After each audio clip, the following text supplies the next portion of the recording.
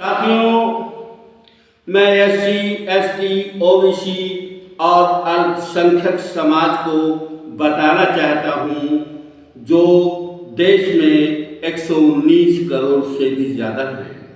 साथियों, सन 1919 में ब्राह्मण वर्ग को अंग्रेजों ने जज बनने में रोक लगा दी थी। अंग्रेज कहते थे कि ब्राह्मणों में न्यायिक चरित्र नहीं होता, ब्राह्मण जाति देखकर निर्णय लेता है। अंग्रेजों की कही हुई बात 2024 में सच साबित हो रही है। महान न्यायपालिका में 90% ब्राह्मण हैं, इसलिए भारत की न्याय व्यवस्था चरमरा गई है।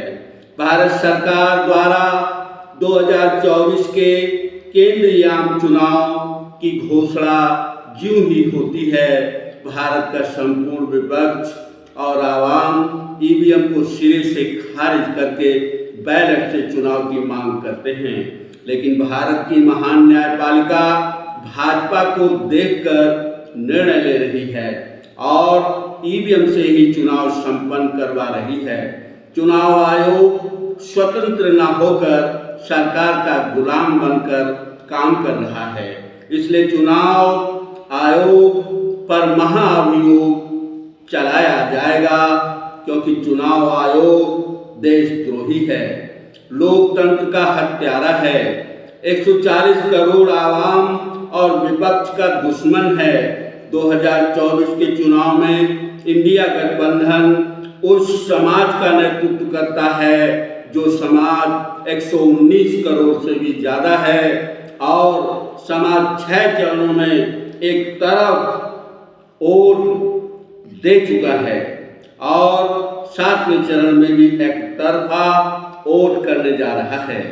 तभी तो बसपा प्रमुख बहन जी ने भी परिवर्तन होने की बात मान ली है, इसलिए 2024 में इंडिया गठबंधन सरकार बनाने जा रहा है। इसलिए इंडिया गठबंधन महान पूजनीय न्यायपालिका से मांग कर रहा है कि अब गणना से पहले फॉर्म 17C आयोग की वेबसाइट पर लोड होना चाहिए, वीवीपैट का 100% मिलान होना चाहिए। आयोग ने 1 करोड़ 7 लाख वोट जो बढ़ा दिए हैं, इस पर न्याय होना चाहिए।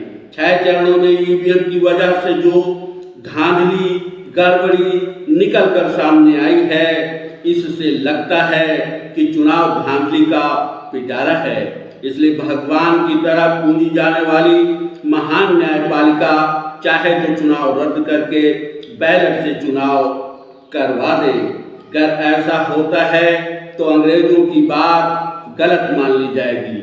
आप पूजनीय थे, आप पूजनीय हैं और आप पूजनीय रहेंगे।